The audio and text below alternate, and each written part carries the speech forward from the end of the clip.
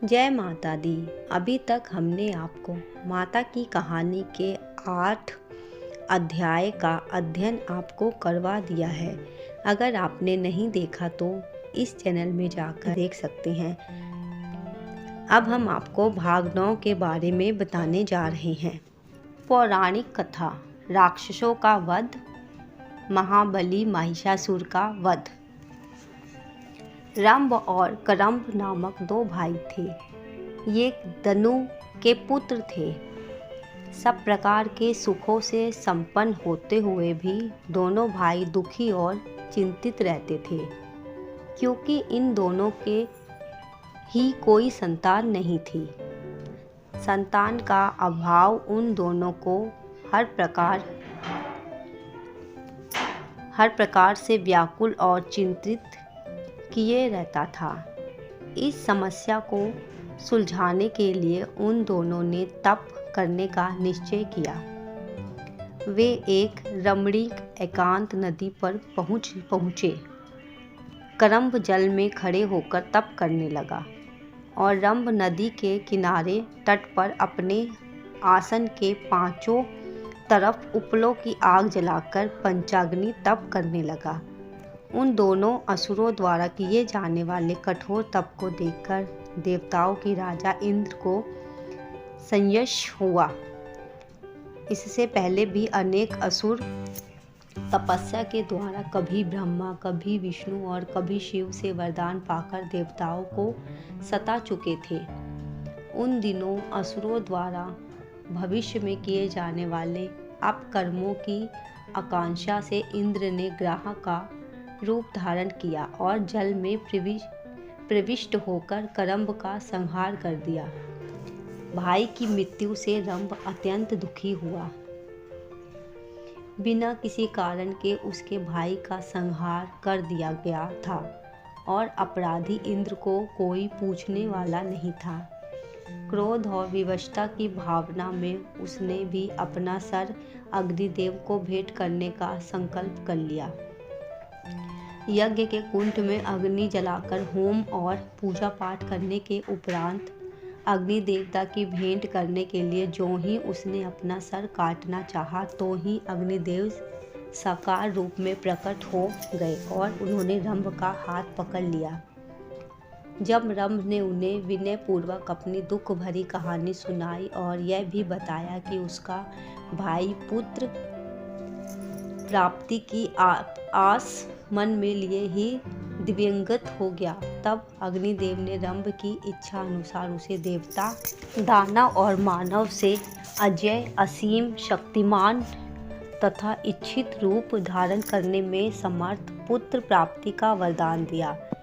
इसके साथ ही अग्निदेव ने यह भी कहा कि जिस सुंदरी पर उसका मन डोल उठेगा उसी के गर्भ से वीर और पराक्रमी पुत्र की प्राप्ति होगी। दूसरी ओर सुपार्श्व नाम के ऋषि मंदिराचल पर्वत पर तपस्या कर रहे थे। एक दिन विप्रचिति नामक दैत्य की महिष्मति नामक कन्या अपनी सखियों के साथ उस पर्वत की घाटी में विहार के लिए आई। वहां पर भ्रमण करते समय उस दैत्य कन्या ने विप्रचिति के नाम सुंदर तपोवन को देखा। स्थान की रमणीयता तथा एकांत शांत वातावरण से वह इतनी प्रभावित हुई कि उसने उस ऋषि को डरा धमकाकर उसे उस स्थान से हटाकर स्वयं वहां पर सखियों सहित विहार करने का निश्चित किया। दैत्य कन्या होने के कारण उसे सभी प्रकार की छल विद्या आती थी। उसने तत्काल एक महिषी भैंस का रूप धारण किया और अपने सींगों को घुमाते हुए भयानक गर्जना करके ऋषि को डराने लगी। ऋषि ने ज्ञान दृष्टि से महिषी का रूप धारण करने वाली महिष्मति को पहचान लिया। उसके अनुचित व्यवहार से क्रोधित होकर ऋषि ने उसे महिषी भैंस हो ही जाने का श्राप दिया। जब उसने अपने अपराध के लिए क्षमा मांगी तथा बार बार ऋषि से श्राप से छुटकारा छुटकारे का उपाय पूछा तो ऋषि को उस पर दया आ गई। तब उन्होंने बताया कि महिषी के रूप में एक पुत्र को जन्म देकर वह पाप मुक्त हो जाएगी। इसके पश्चात महिष्मती नामक की वह राजकुमारी महिषी के भेष में ही इधर उधर घूमने लगी। इधर रंभ अपने घर पहुंचा। असुर होने के कारण उसमें पशुमान तो था ही। एक दिन काम भाव से एक युवा महिषी पर उसकी दृष्टि पड़ गई। वह उस पर बुरी तरह से आसक्त हो गया। समागम के पश्चात उस महिषी से जो पुत्र हुआ उसका नाम महिषासुर रखा गया। महिषासुर को जन्म देकर महिष्मती श्राप से मुक्त हो गई। बड़ा होने पर महिषासुर अपने पिता के तप तथा अग्निदेव के वरदान के स्वरूप महाशक्तिशाली और महापराक्रमी साबित हुआ। मुख्य असुरों ने उसकी सत्ता स्वीकार कर ली और वह उन सबका राजा बन गया।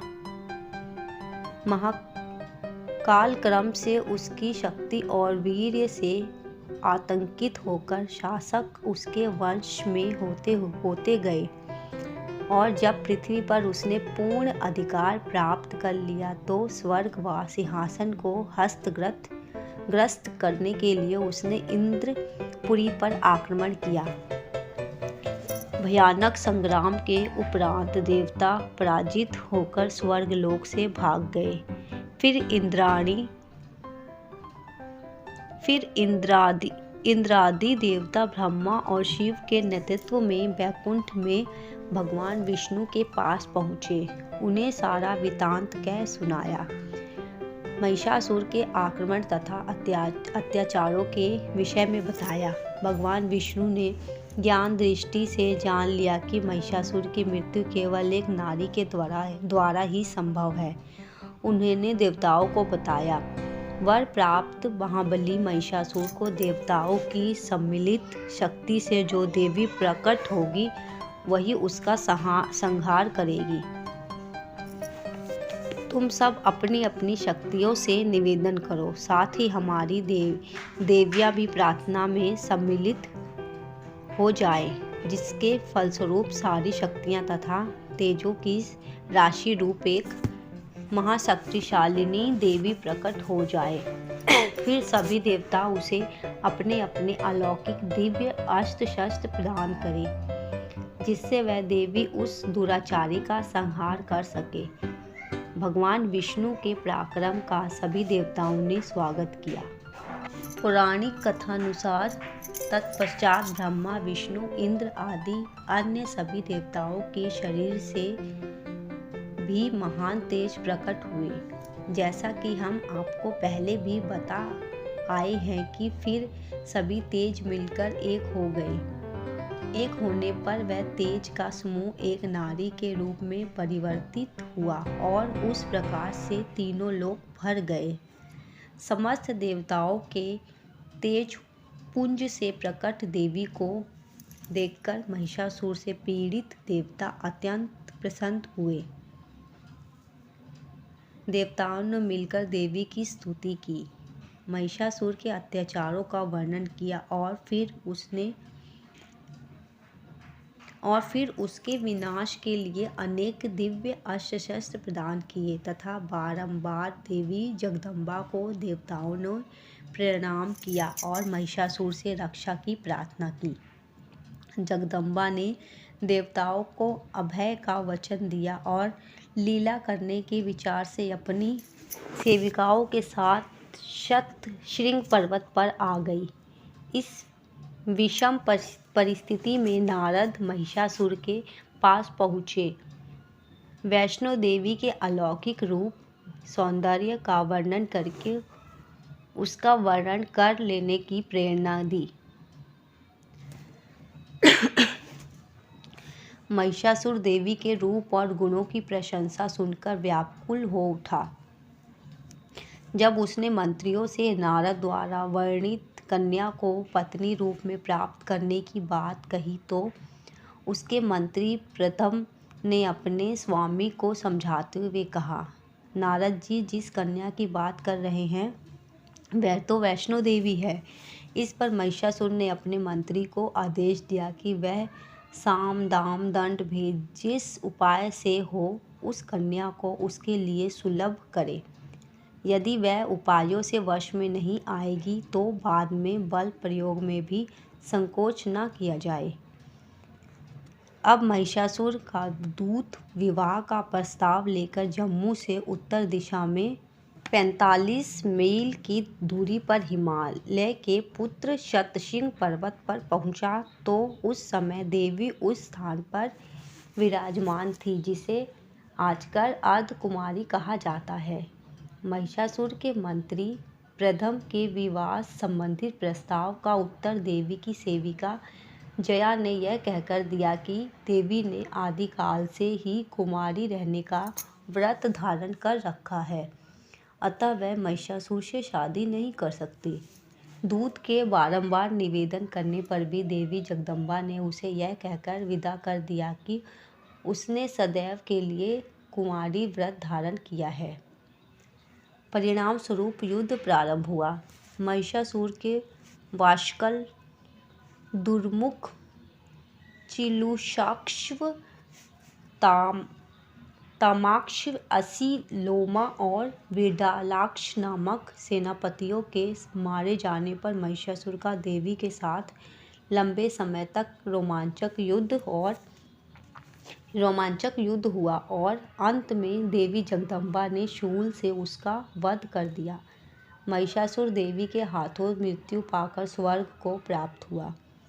जिस स्थान पर देवी ने कुमारी व्रत को धारण करके तपस्या की थी तथा अपने आदि कुमारी रहने की घोषणा की थी, वह स्थान आदि कुमारी के नाम से ही विख्यात हो गया और कालक्रम से स्थानीय प्रभाव के कारण आदि कुमारी नामक अर्धकुमारी के रूप में प्रचलित एवं प्रसिद्ध हो गया। आगे की कहानी हम आपको भाग 10 में बताएंगे। जानने के लिए हमारे चैनल को सब्सक्राइब करें और बेल आइकन को दबाना ना भूलें। धन्यवाद। जय माता दी।